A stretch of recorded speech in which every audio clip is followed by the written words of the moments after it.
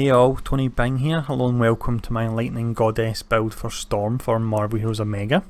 Now with this new series of videos I will be showcasing various endgame builds that I use in the game myself for heroes. So with this build we have Storm, we have our fantastic electric skills that we're focusing on.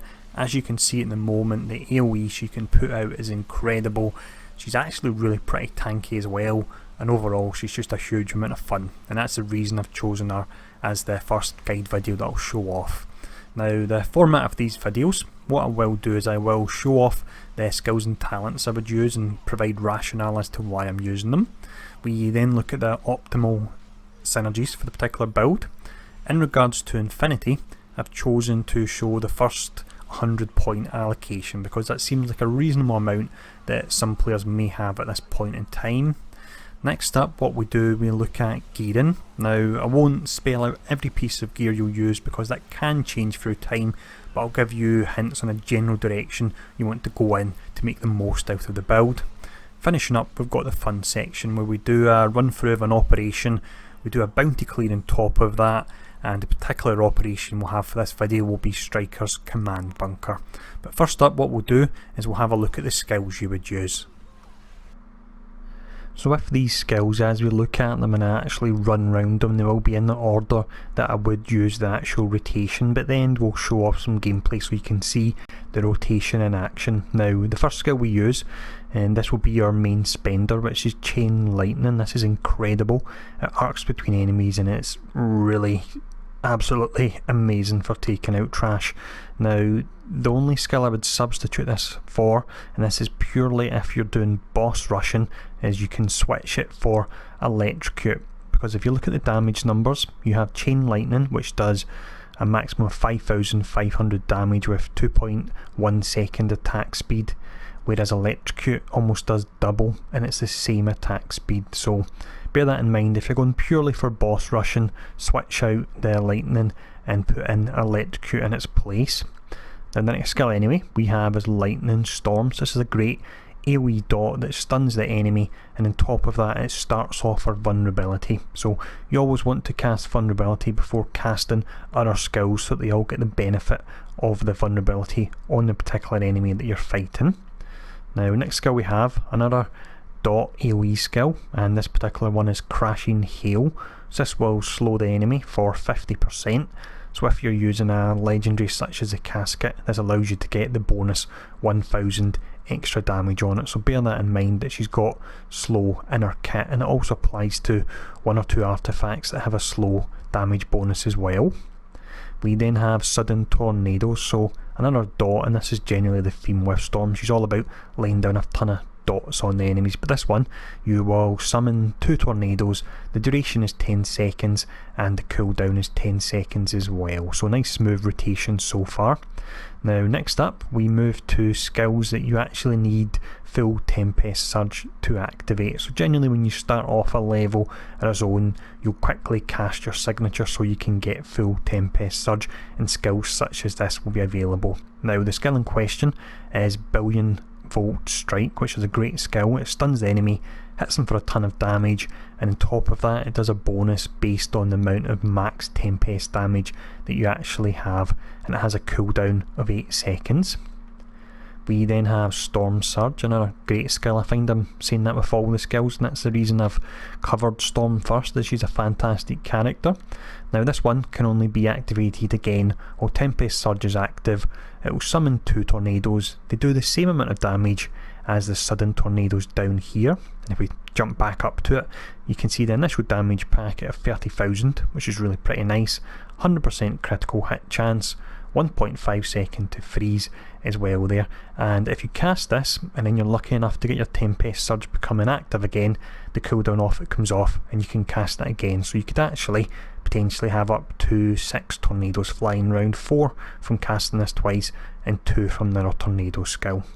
Now the final skill we'll look at before the talents is Typhoon. So this will generate 100% of your max Tempest, and this is incredibly important because Storm is all about keeping your Tempest up to make the most of your damage. Now not only will it give you max Tempest, it works as a dot, and it slows the enemy, and lightning powers deal 5% extra damage to enemies affected by this particular skill.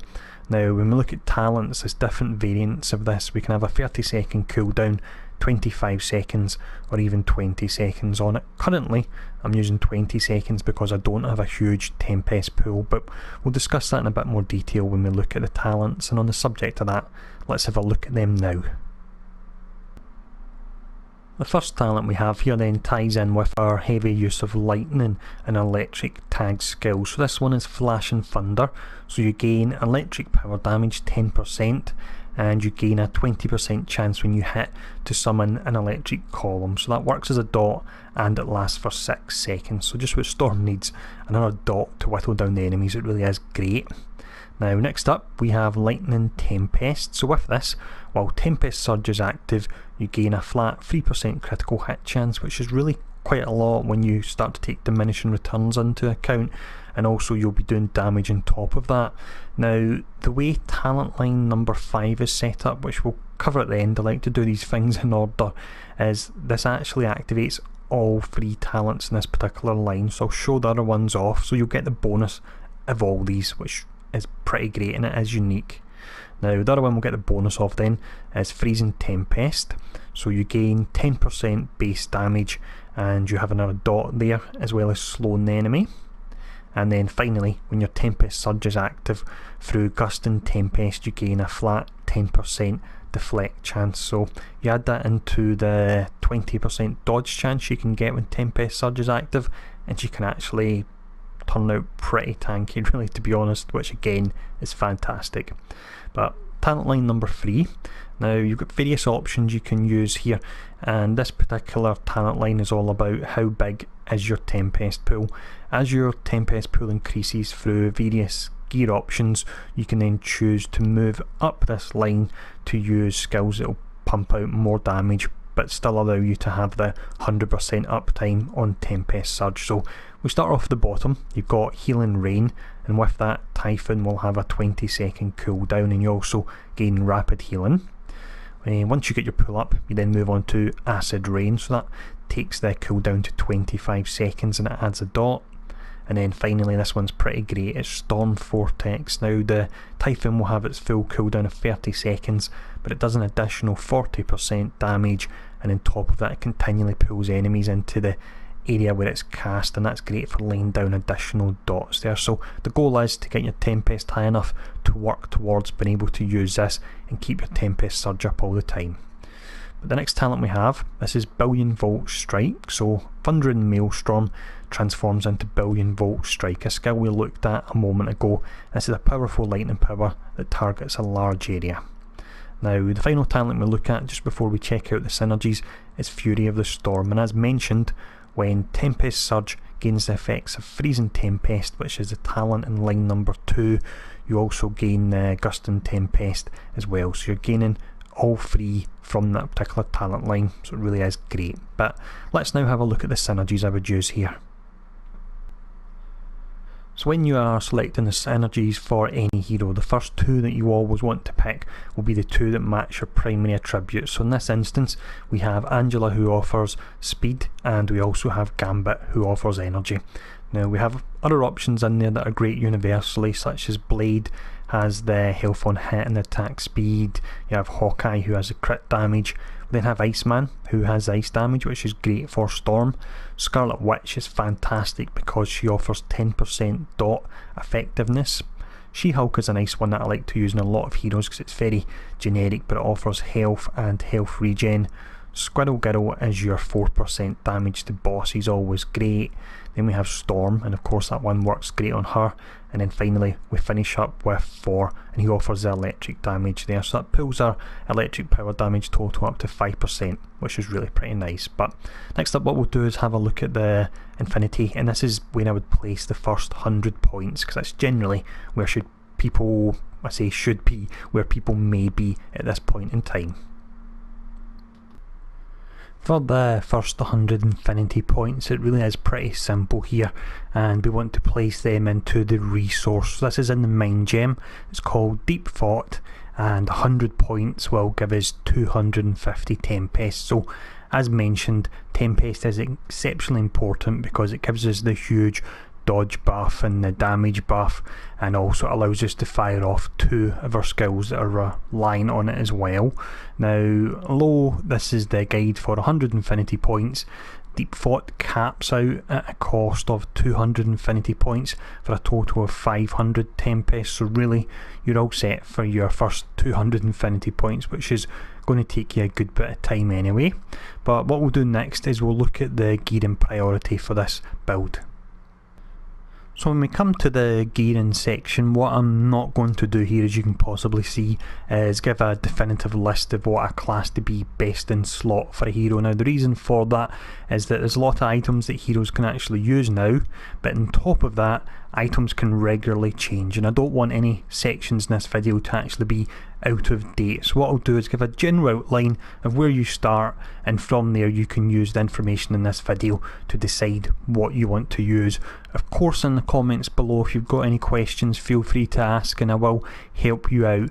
But for the purpose of this actual video, we would always start off with your legendary. Now the reason we start off with that is certain legendaries offer critical hit or brutal strike. Now if you don't have that on your legendary, you then have to compensate and look for it on your slots 1 to 5 and also your artifacts. That's something to bear in mind. Now with Storm, personally I would use the Emkran.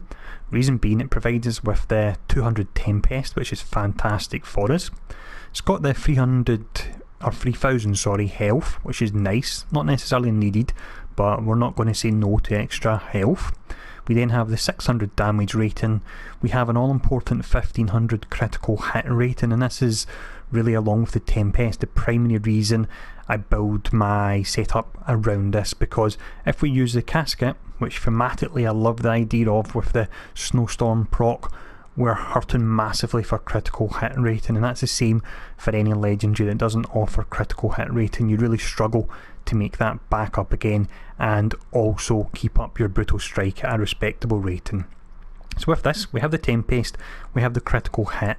Now what that allows you to do on your slots 1 to 5 cosmic is you will go for mainly brutal strike, you maybe go for 1 or 2 maximum critical hit, and then you can actually go for your actual primary attributes, which would be speed and energy. And of course, when you're looking for artifacts for Storm, look for artifacts that have speed or energy. That's a good guide that you should be using them. If you can also get some Tempest on them, then that's fantastic as well. Now if we look at the relic, the one I would be using for this build is the Relic of Gibberum, and the reason for that, as you can see, is it offers that Tempest there, which is all important, and it helps us push towards getting to the point where we can use the 30-second signature but keep our Tempest Siege uptime up as high as possible there. Now what we'll do next for the final section of the video is I've got a run through of an operation, and it's a Striker Command Bunker. What I'll do is I'll do a full bounty clear and then we'll take down Magneto at the end to show it off. But other than that, I hope this new style of video was useful. As always, if there's any questions, feel free to ask below. I'll see you all again soon, and really sit back and enjoy this gameplay.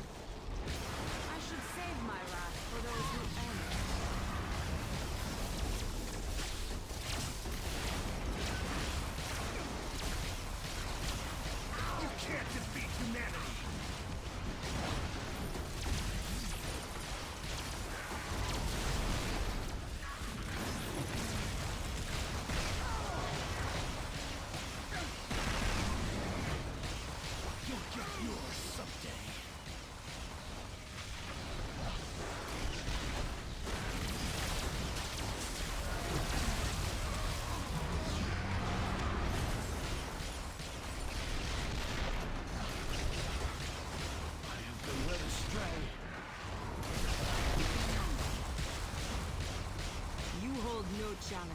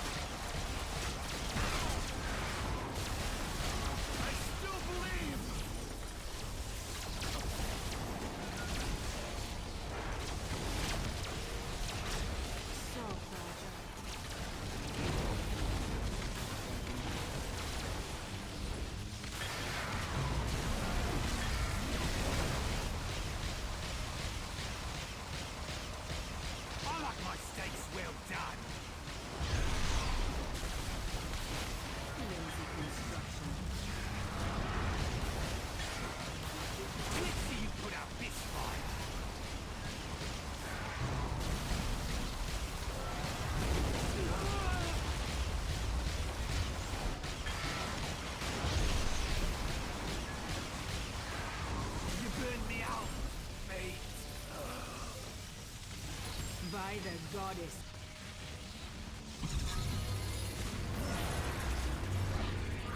Your hatred is your weakness, Magnetic.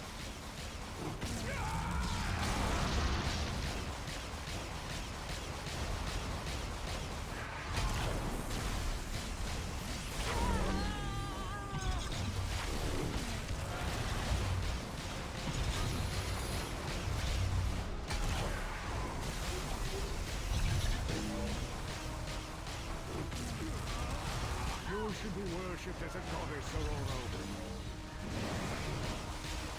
You have won this battle.